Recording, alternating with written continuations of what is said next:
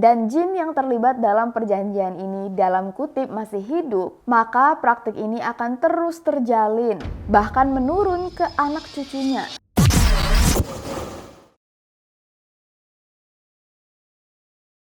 Santet atau sihir adalah ilmu hitam yang memperlibatkan jin dan biasanya memiliki syarat atau tumbal. Biasanya ada perantara yang mempertemukan antara manusia dan jin sebelum mereka membuat janji.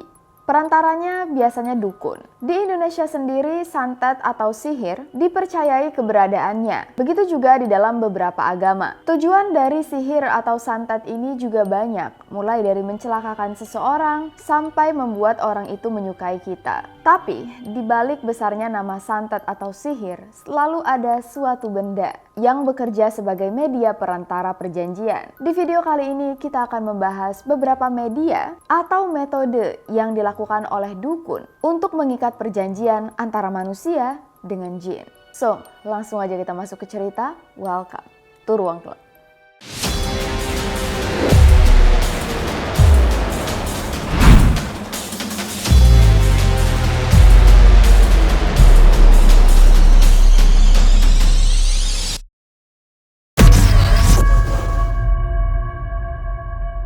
Yang pertama adalah rajah atau jimat. Rajah adalah kertas yang bertuliskan tulisan Arab dan ditulis dengan urutan yang acak. Kadang dibentuk seperti manusia, binatang, atau pola-pola tertentu. Ada juga yang menyerupai ayat-ayat Al-Quran, padahal jika dibaca, tidak ada artinya sama sekali, atau beberapa ayat diacak-acak atau dihilangkan. Beberapa rajah bahkan dituliskan dengan darah menstruasi wanita. Bertuliskan surat Al-Fatihah, tapi urutannya sudah dibolak-balik. Uniknya, pemakaian rajah bisa berarti 3 hal. Yang pertama sebagai pelindung, yang kedua sebagai penglaris, dan yang ketiga sebagai alat untuk mencelakakan orang lain. Banyak warga Indonesia yang percaya bahwa rajah adalah jimat keberuntungan. Padahal jika diteliti lagi, ayat di dalam rajah sendiri tidak ada artinya, yang berarti nggak ada fungsinya. Dalam pandangan Islam sendiri, rajah adalah bagian dari teknik ilmu sihir yang celaka, haram untuk dilakukan. Nah, kalau kamu menemukan rajah di suatu tempat dan ingin menghancurkannya, salah satu cara yang dianjurkan adalah dibakar sambil melantunkan ayat-ayat suci. Usahakan juga dalam keadaan berwudu. Kalau rajah ini ditulis menggunakan tinta, lebih baik dihapus dulu baru dibakar. Sedikit pengalaman pribadi, dulu gue pernah masuk ke rumah seseorang buat ngukur rumahnya, dan di situ hampir di setiap ruangan ada rajah. Dan awalnya gue kira itu adalah ayat-ayat suci. Sampai akhirnya salah satu teman gue bilang, wah bahaya nih, mending kita cepet-cepet aja, kalau udah kelar langsung keluar dari rumah ini. Dan itu adalah pengalaman pertama dan satu-satunya gue melihat rajah secara langsung. Enggak tahu artinya apa, karena rumah itu kosong. Gue pikir itu adalah ayat suci. Tapi menurut beberapa teman gue yang lain, itu rajah. Ini membuktikan bahwa praktik rajah memang masih ada di Indonesia. Oke, kita masuk ke metode kedua, yaitu tanah kuburan atau bunga di teras. Kalian pernah nggak sih dengar ada suara kayak tanah yang dijatuhin ke atas genting? Atau suara gaduh yang aneh? Misalnya, kayak ada batu kerikil yang dilempar ke atas loteng. Dan biasanya kejadiannya di malam hari. Di sini kita bukan bermaksud menakut-nakuti, tapi dipercayai ini adalah salah satu tanda adanya praktik santet menggunakan tanah kuburan, yang biasanya digunakan untuk menyakiti atau merusak bisnis seseorang. Selain tanah kuburan, media yang juga dipakai bisa jadi tanah setapak atau kembang 7 rupa, yang nantinya akan disebar secara acak di pekarangan rumah korban. Santet mulai aktif saat kembang yang ditebar terinjak atau menyentuh kulit korban. Maka dari itu sangat disarankan kalau lagi keluar rumah, usahakan selalu menggunakan sendal atau sepatu, pokoknya alas kaki. Kalau misalnya curiga dengan bunga-bunga yang bertebaran di pekarangan rumah, sebaiknya langsung dibersihkan dan disiram dengan air. Dan kalau kamu muslim, lebih bagus lagi langsung bacakan surat Al-Baqarah di sudut-sudut rumah. Oke, kita lanjut yang ketiga, yaitu buhul-buhul. Ini ada di arti surat An-Nas, ya nggak sih? Buhul-buhul adalah ikatan temali, salah satu ilmu sihir atau santet yang kelasnya paling tinggi. Buhul adalah ikatan yang di dalamnya ada perjanjian dengan jin. Ikatan ini biasanya sangat kecil karena menggunakan media rambut atau benang. Kalian bayangin deh, sehelai rambut kalau diikat terus dipilin-pilin, nah sekecil itu bisa dijadikan media buhul. Selama ikatan buhul ini masih ada dan jin yang terlibat dalam perjanjian ini dalam kutip masih hidup, maka praktik ini akan terus terjalin, bahkan menurun ke anak cucunya selama buhulnya belum musnah dan jinnya masih aktif.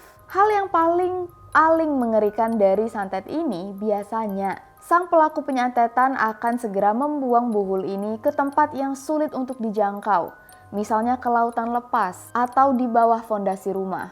Biasanya sebelum dibuang ke laut, buhul akan dimasukkan ke dalam botol baru dibuang. Sengaja supaya praktik ini gak bisa diganggu atau dibatalkan oleh orang lain. Gue jadi inget salah satu video TikTok yang sempat viral waktu itu, di mana ada seorang penyelam yang gak sengaja nemuin botol yang isinya ikatan buhul. Kalau misalnya gue sempat untuk cari dan footage-nya ketemu, bakal kita masukin di sini. Tapi berhubung videonya udah lama, kayaknya bakal susah dicari.